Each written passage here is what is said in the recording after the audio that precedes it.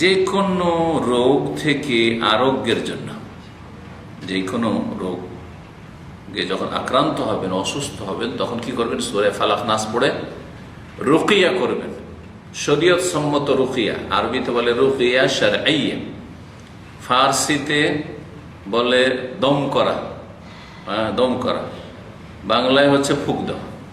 বোঝা গেছে? শরীয়ত সম্মত ফুক দেওয়া, শরীয়ত সম্মত ফুক দেওয়া, ঝাড় ফুঁক, আমরা কি বলি এটাকে? ঝাড় ফুঁক বলেছি। শেফার ক্ষেত্রে সহিহ বুখারীতে হাদিস রয়েছে, হাদিস নম্বর 4629, মা আয়েশা রাদিয়াল্লাহু তাআলা আনহা থেকে বর্ণিত, বলছেন রাসূলুল্লাহ সাল্লাল্লাহু আলাইহি ওয়াসাল্লাম কানা ইযা ইশতাকা, যখনই অসুস্থ হতেন, যখন অসুস্থ হতেন, যে কোনো অসুস্থতা, এটা মানসিক অসুস্থতা নয়, হ্যাঁ, শারীরিক, হ্যাঁ, দিনের ক্ষেত্রে, হৃদয়ের অসুস্থতা নয়, কলবের অসুস্থতা একটা আছে, যে আমরাজুল কুলুব, সেটা হচ্ছে ধর্মীয় ক্ষেত্রে রোগী হওয়া। ধর্মীয় ক্ষেত্রে রোগী কারা?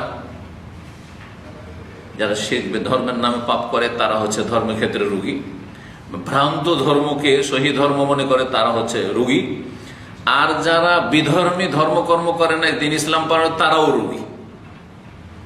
সবগুলি রোগী। তো ওই দিকটা বাদ দিয়ে এতটা জেনে নিলেন যে কলবের, হার্টের, হৃদয়ের কিছু রোগ রয়েছে, হ্যাঁ, জি, আর কিছু রয়েছে মানসিক, মারদে নাফসি যেটাকে আজকাল বলছে আরবিতে, হ্যাঁ, মেন্টাল ডিজিজ, মানসিক রোগ, মানসিক দুশ্চিন্তা, টেনশন, হ্যাঁ, ঘুমাইনে, অনিদ্রা, অশান্তি, হ্যাঁ, তো এক রোগ। আর এক রোগ হচ্ছে আল মারদুল জাসাদি, শারীরিক রোগ, দৈহিক রোগ। তো নবী সাল্লাল্লাহু আলাইহি ওয়াসাল্লাম এজাস্তাকা সাধারণত বলা হয় কোন ক্ষেত্রে? যখন শারীরিকভাবে অসুস্থ হইতেন। তাহলে বোঝা যাচ্ছে যে শারীরিক অসুস্থতার ক্ষেত্রেও সূরা ফালাক নাস দিয়ে আপনি কি করবেন? রুকিয়া শারঈয়া করে আপনি শিফার জন্য, আরোগ্যের জন্য সচেষ্ট হবেন।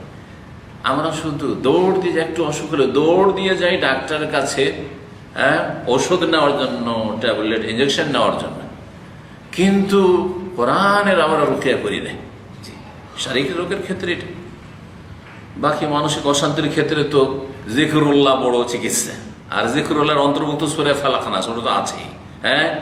আর তারপরে ইসলাম থেকে বিভ্রান্ত হওয়া, সেটা হচ্ছে বেদিন হয়ে বিভ্রান্ত হওয়া বা বদ্দিন হয়ে বিভ্রান্ত হওয়া, ওর হেদায়েত তো একমাত্র কোরআনে কারীমে আছে, ওহীতে আছে। তাহলে বোঝা গেল 3 রকমের রোগ, হ্যাঁ, মানুষের টোটাল রোগ হচ্ছে 3 রকমের, সমস্ত রোগের চিকিৎসা আল কোরআনুল কারীমে আছে। আলা বিযিকরিল্লাহি তাতমাইন্নুল কুলুব, আল্লাহর স্মরণে মনে শান্তি হয়। মনে অশান্তি হইলেই অনিদ্রা হয়, মনে অশান্তি হইলেই তো মানসিক, হ্যাঁ, ভাবে রোগী হয়ে যায়, মনে অশান্তি হইলেও তো পাগল হয়ে যায়। বলছেন রাসূলুল্লাহ সাল্লাল্লাহু আলাইহি ওয়াসাল্লাম যখন অসুস্থ হইতেন, ইয়াকরাউ আলা নাফসিহি বিল মুআউযিজাত, তখন নিজের ওপর পাঠ করতেন, পড়তেন বিল মুআউযিজাত, আশ্রয় দানকারী সূরাগুলি, অর্থাৎ এমন সূরাগুলি যেগুলিতে আশ্রয়ের শিক্ষা দেওয়া হয়েছে। মুআউযিজাতাইন যখন দ্বিবচন বলা হবে, তখন সূরায়ে ফালাক এবং নাস, গত সপ্তাহে বলেছি। আর যখন মুআউযিজাত মানে বহু বচন বলা হবে, যখন যেই সূরাগুলি দ্বারা আশ্রয় গ্রহণ করতে পারেন আপনি, তখন 3টি সূরা বুঝাবে। কি কি? সূরা ইখলাস, ফালাক, নাস। যদিও ইখলাসে আউযু শব্দ নেই, কিন্তু সূরা ইখলাস হচ্ছে তৌহিদের সূরা, ইখলাসের সূরা। আল্লাহর জন্য আপনি তৌহিদকে খালিস ভাবে প্রতিষ্ঠা করার অঙ্গীকার করছেন, ঘোষণা করছেন, আল্লাহু আহাদ, আল্লাহুস সামাদ। আর তৌহিদ সমস্ত কিছুর চিকিৎসা, আল্লাহর একত্ব হচ্ছে সবকিছুর চিকিৎসা। কারণ যার কাছে আল্লাহ এক, সবকিছুর মালিক, সে দুনিয়ার কোনো কিছুকে ভয় পায় না এবং কোনো কিছু নিয়ে টেনশন করে না। যে আল্লাহ আমাকে পাঠিয়েছেন, সে আল্লাহর কাছে আমাকে যেতে হবে। সুতরাং এখন যেতে হইলেই বাকি, আর 10-20 বছর পর এক সময় তো যেতে হবে, তখন গেলেই বাকি। সুতরাং ওর কোনো পরেশানি হয় না। এই জন্য সূরা ইখলাস হচ্ছে মুআউযিজাতের অন্তর্ভুক্ত। পড়তেন এই 3টি সূরা, ওয়ায়ানফুসু, এবং কি করতেন? ফুঁক দিতেন, ফুঁক দিতেন, দম করা। ফালাম্মাশতাদ্দা ওয়াজউহু, যখন রাসূলুল্লাহ সাল্লাল্লাহু আলাইহি ওয়াসাল্লাম ব্যাধি খুব বেড়ে গেল, যখন মৃত্যুশয্যায়, শেষ অসুস্থতায়, আর খুব বেশি অসুস্থ হয়ে পড়লেন, তখন রাসূলুল্লাহ সাল্লাল্লাহু আলাইহি ওয়াসাল্লাম চিকিৎসার প্রয়োজন কোরআন দিয়ে। কুনতু আকরা আলাইহি, তখন আমি পাঠ করতাম। যখন মানুষ খুব বেশি অসুস্থ হয়ে যায় তখন মনটা ভালো থাকে না, কথা বলতে ভালো লাগে না, হ্যাঁ এবাদত বন্দেগী তো ভালো লাগবে না, মন লাগবে না। একেবারে যখন সিরিয়াস হয়ে যাবেন তখন সত্যি এই জন্য সুস্থতার অবস্থাকে সম্পদ মনে করতে বলা হয়েছে, সুস্থতার অবস্থায় ইবাদত বন্দেগী করতে বলা হয়েছে। রাসূলুল্লাহ যখন খুব বেশি অসুস্থ হয়ে পড়লেন তখন তিনি পড়তে পারতেন না, হয় পড়তেই পারতেন না, এমন হয়ে যেত একবারে, হ্যাঁ, আর না হলে পড়তে পারলেও তখন একবারে অচল অবস্থা, ক্ষীণ অবস্থা। তখন কি করতেন? মা এসে বলছেন আমি পড়তাম এই সূরাগুলি, সূরা ইখলাস, ফালাক, নাস আমি পড়তাম। ও আমসাহু বিয়াদিহি, আর পড়তেন মা আয়েশা রাদিয়াল্লাহু আনহা, আর রাসূলুল্লাহ সাল্লাল্লাহু আলাইহি ওয়াসাল্লামের হাতে ফুঁক দিয়ে হাতটা কি করতেন?